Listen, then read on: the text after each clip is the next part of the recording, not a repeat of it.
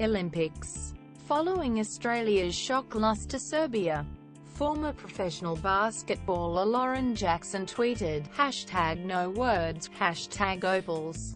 With just 4 days of the Rio Olympics left, Australia has at this point failed to come close to the glory breathlessly anticipated before the Games. With $340 million ploughed into this 4-year cycle, fans are questioning whether the underwhelming results represent value for money.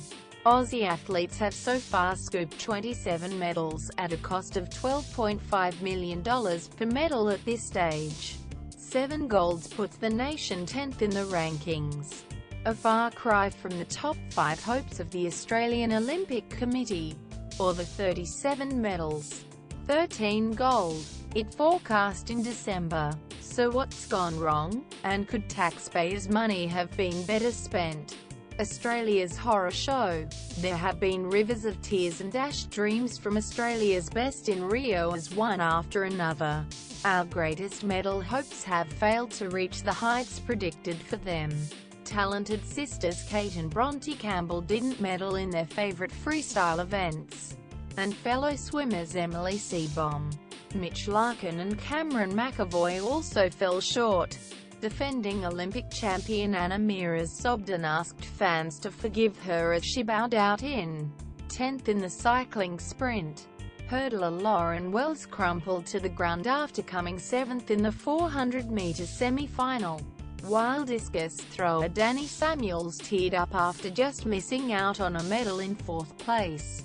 The highly favoured Opals were in shock after losing to Serbia in the basketball quarter-finals. The Matildas lost out to Brazil in a quarter-finals penalty shootout, and water polo side the Stingers went out in the quarters to Hungary. 2 more teams to fall victim to the curse of the quarters were the men's hockey side, which lost 4-0 to the Netherlands, and the men's rugby sevens team to South Africa. Michelle Jenneker exited the 100 metres hurdle heats in an underwhelming 6th, while injury hit Melissa Hoskins wept after Great Britain clinched the world record title in the team pursuit. High jump champion Brandon Stark retired in 15th place, and Matthew Glatzer failed to qualify in the men's Kirin second round. There have been successes too, with golds from swimmers Mac Horton and Kyle Chalmers, Catherine Skinner in women's trap shooting, rower Kim Brennan and sailor Tom Burton. Men's singles sculler Reese Grant made the semi-finals and finished 9th overall, which was a good result based on what he was forecast to achieve. But the overall effect is one of a disappointment for Australia's brightest stars in Rio. Steady DECLINEemma. The Sydney 2000 Summer Olympics marked a record high for Australia, which came fourth with 58 medals, 16 of them gold. But the nation's Olympic performance has been in steady decline ever since. At Athens 2004, the country won 49 medals, dropping to 46 at the Beijing Olympics in 2008, with 14 golds. By London 2012, Australia won just 35 medals, 7 of them gold. 4 years on, the team is on track for its worst medal haul since Seoul in 1988, as a series of athletes choke or narrowly miss out on the top 3. The Australian Sports Commission's much-vaunted winning edge funding strategy, introduced after 2012, will now be under the spotlight. The system was based on prioritising investment in sports seen as having the greatest chance of success. In May, the Australian Sports Institute claimed the nation was on course for a vastly improved performance at these games, with 21 of 39 programs rated on track or better, compared with 15 the previous year. Director Matt Favier insisted our teams were in a strong position to reverse the decline. At this stage, the opposite appears to be true. The competition is getting more intense.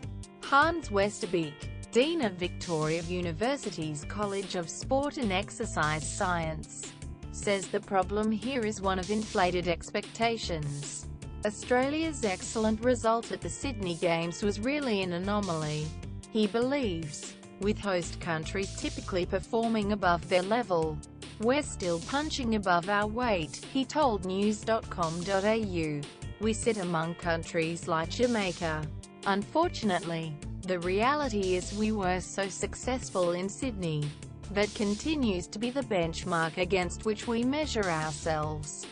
Barring the Netherlands in 9th place, all of the countries in the top 10 have a far larger population than Australia. To make a success of 24 million people in Australia is a lot harder than China with 1.3 billion to tap into, or the US, which clearly outperforms the others, have 320 million to target. Professor Westerbeek says it is up to our leaders to decide how important sporting achievement on the world stage is to the nation's well-being. We haven't significantly increased funding for high-performance sport, whereas a number of countries have significantly increased funding, he said. It's not expected that we can continue to deliver at the rate of past Olympics when others are encroaching on the high-performance space and bringing their athletes up.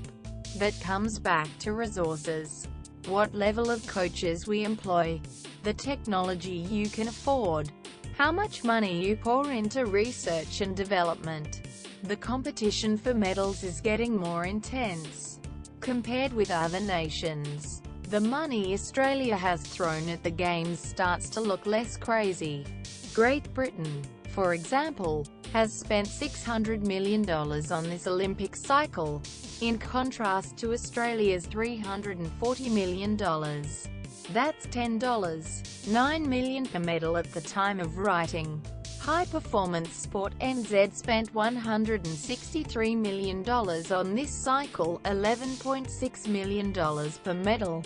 The US spent $1.042 billion on the 2012 Games cycle.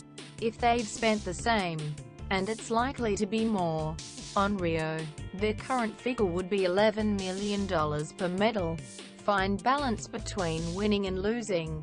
Australia needs to ask serious questions about what it wants from the Olympics. Are we aiming for as many medals as possible, no matter the cost? Should we give smaller sports a chance, or keep focusing on our strong ones? Or do we want to invest somewhere else entirely, and slip further down the medal table? While the Games aren't over yet, ASC and AIS will be holding a post-mortem next week after Monday's closing ceremony.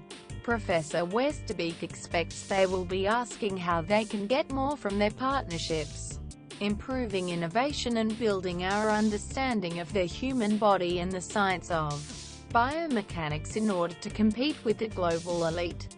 But the Games aren't over yet. As chef de mission Kitty Chiller observed in a News Corp interview this week, you look at Jared Port, open water swimming, and Murray Stewart, K1 1000 meters. They went out and gave it a good go. Murray finished 4th, Jared back, but everyone is doing their very best and that's all we've ever been able to ask and you can't take that away from them, she said. The results probably haven't gone our way in some of the events, but we've still got a lot of great medal hopes to come. Opposition sports spokesman Stephen Conroy said in a statement that the government needed to look at how funding could be better used. We have seen some terrific results by Australian athletes in Rio, but there have also been some disappointments, he said. Once the Olympics and Paralympics have concluded, Australia should take a close look at our funding arrangements, as well as the preparation and support available to our athletes, so that they're best placed to achieve the highest levels of success in the future. Of course, there are no guarantees in sport. Professor Westerbeek points out that when you have Aussie sprinter Ellen Nelson missing out on the final by 100th of a second, there's never been a thinner line between success and failure. It's such a fine balance between winning and losing. Emma.Reynolds at news.com.au